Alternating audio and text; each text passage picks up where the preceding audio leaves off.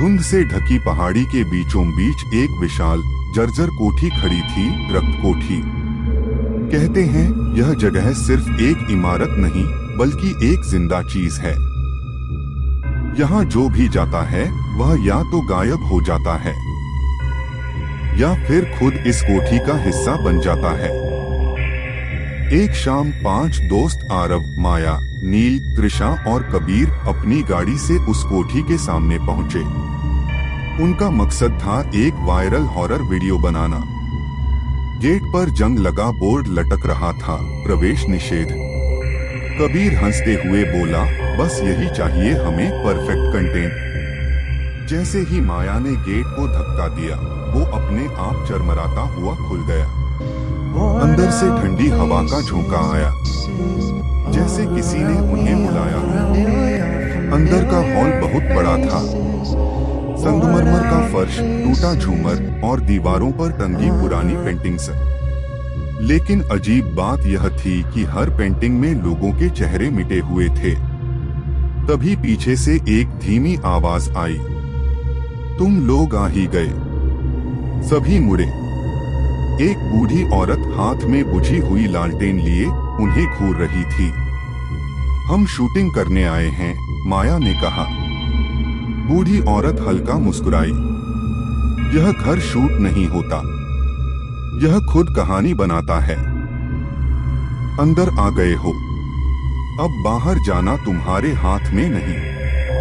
इतना कहकर वह अंधेरे में गायब हो गई। रात होते ही माहौल बदल गया।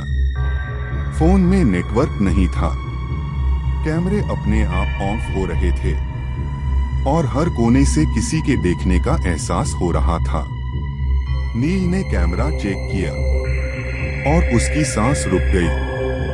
स्क्रीन में उनके पीछे एक लंबी टेढ़ी आकृति खड़ी थी। ये क्या है? उसने कांपते हुए कहा। सबने पीछे देखा, कुछ नहीं था। डर धीरे धीरे हकीकत बन रहा था। ऊपर की मंजिल पर एक लाल दरवाजा था, ताजा रंगा हुआ, जैसे अभी अभी खून से रंगा गया हो। त्रिशा ने कहा, हमें इसे नहीं खोलना चाहिए। लेकिन कबीर आगे बढ़ा, यही तो असली कंटेंट है। जैसे ही उसने दरवाजा छुआ, अंदर से खरोंचने की आवाज आने लगी और दरवाजे के नीचे से काला तरल बहने लगा। अचानक ठंडी हवा चली और सारी लाइट्स बुझ गईं। चीख और फिर सन्नाटा। जब लाइट वापस आई, कबीर गायब था। नीचे फर्श पर एक मिट्टी की गुड़िया पड़ी थी, जिस पर लिखा था कबीर। अब डर असली हो चुका था। तीनों ने भागने की कोशिश की पर दरवाजे बंद थे। खिड़कियां पत्थर जैसी मजबूत हो चुकी थीं। तभी उन्हें एक बेसमेंट का रास्ता मिला। नीचे जाते ही उनका दिल दहल गया। सैकड़ों मिट्टी की गुड़िया, हर एक पर नाम और साल लिखा हुआ। एक टेबल पर एक पुरानी किताब थी। माया ने उसे खोला। उसमें लिखा था, जो भी इस घर में प्रवेश करता है, उसका नाम पहले ही लिखा जा चुका होता है। अगले पन्ने पर उनके नाम थे, आरव, माया, नील, त्रिशा और कबीर। तारीख आज की। ये कैसे हो सकता है? नील कांप गया। तभी पीछे से वही बूढ़ी औरत की आवाज आई, क्योंकि यह घर समय से बाहर है। वो धीरे धीरे सामने आई। मैं भी कभी तुम्हारी तरह आई थी, लेकिन अब मैं यहाँ की रखवाली करती हूँ। जब तक कोई नया नहीं आता। सब समझ गए, यह घर लोगों को मारता नहीं, उन्हें बदल देता है। भागने की आखिरी कोशिश शुरू हुई, पर घर उन्हें बार बार उसी जगह लौटा देता। नील अचानक हवा में घुलने लगा।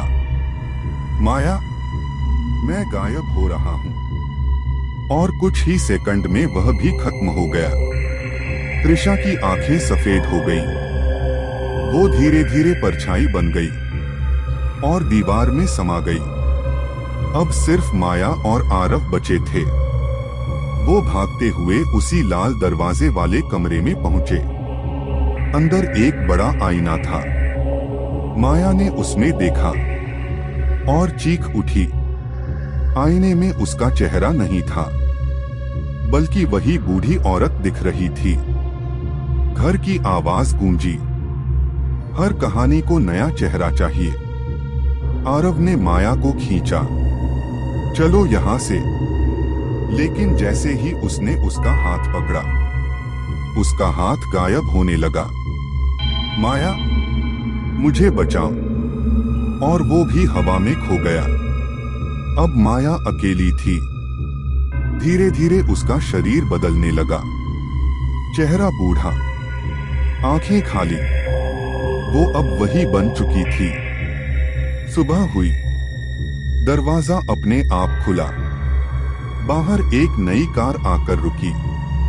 3 नए लोग उतरे, कैमरा और लाइट्स के साथ। यही है रक्त कोठी, चलो वीडियो बनाते हैं। दरवाजे पर माया खड़ी थी। उसकी आंखों में आंसू था, लेकिन चेहरा शांत। वो धीरे से बोली, अंदर आओ, घर तुम्हारा इंतजार कर रहा है। दूर धुंध में आरव, नील, त्रिशा और कबीर परछाइयों के रूप में खड़े थे। नई कहानी शुरू होने वाली थी। आधी रात का समय था। आसमान में चांद नहीं था, सिर्फ काला सन्नाटा। घने जंगल के बीच एक सूखा कुआं था, जिसके अंदर से धीमी धीमी मंत्रों की आवाज आ रही थी। गांव के लोग दूर खड़े थे और कुएं के पास बैठा था भैरवनाथ, गांव का सबसे बड़ा तांत्रिक। उसके सामने एक लोहे का ढक्कन लगा कुआं था, जिसे सालों से किसी ने खोला नहीं था। भैरवनाथ ने आंखें बंद की और मंत्र पढ़ने लगा। ओम कालय गर्भाय नमः। जागृत हो, जागृत हो। अचानक उसने इशारा किया। 2 आदमी एक छोटे बच्चे को पकड़कर लाए। बच्चा रो रहा था, मुझे घर जाना है। लेकिन किसी ने नहीं सुना। भैरवनाथ चिल्लाया, यह बलि नहीं, यह गांव की रक्षा है। और अगले ही पल उस बच्चे को कुएं में धक्का दे दिया गया। जैसे ही बच्चा नीचे गिरा, कुएं के अंदर से तेज चीख गूंजी और फिर सन्नाटा। अचानक कुएं के अंदर से लाल धुआं उठने लगा और पानी की जगह कुछ काला उबलता हुआ दिखने लगा। भैरवनाथ हंस पड़ा, कालगर्भ जाग चुका है। अगली सुबह गांव में खुशहाली लौट आई। सूखी फसलें हरी हो गईं। बीमार लोग ठीक होने लगे। सब लोग कहने लगे, भैरवनाथ ने चमत्कार कर दिया। लेकिन एक बात अजीब थी। हर महीने एक बच्चा गायब होने लगा। एंट्री अर्जुन। कुछ दिनों बाद शहर से एक लड़का आया, अर्जुन। वो एक पत्रकार था। उसे खबर मिली थी, इस गांव में बच्चे गायब हो रहे हैं। अर्जुन को गांव कुछ अजीब लगा। कोई बच्चा बाहर नहीं खेल रहा। सब लोग डरे हुए और कुएं के पास कोई नहीं जाता। डरावना सच। एक रात अर्जुन छुपकर कुएं के पास गया। वहां उसने देखा भैरवनाथ फिर वही हवन कर रहा था, और इस बार उसके सामने एक और बच्चा था। अर्जुन का खून खौल उठा। बस अब और नहीं। वो सामने आ गया। ये सब बंद करो, ये कोई पूजा नहीं, हत्या है। भैरवनाथ धीरे धीरे हंसा। उसकी आंखें लाल हो गईं। तुम नहीं समझोगे, ये शक्ति है। भैरवनाथ बोला, ये कुआं कोई साधारण कुआं नहीं है।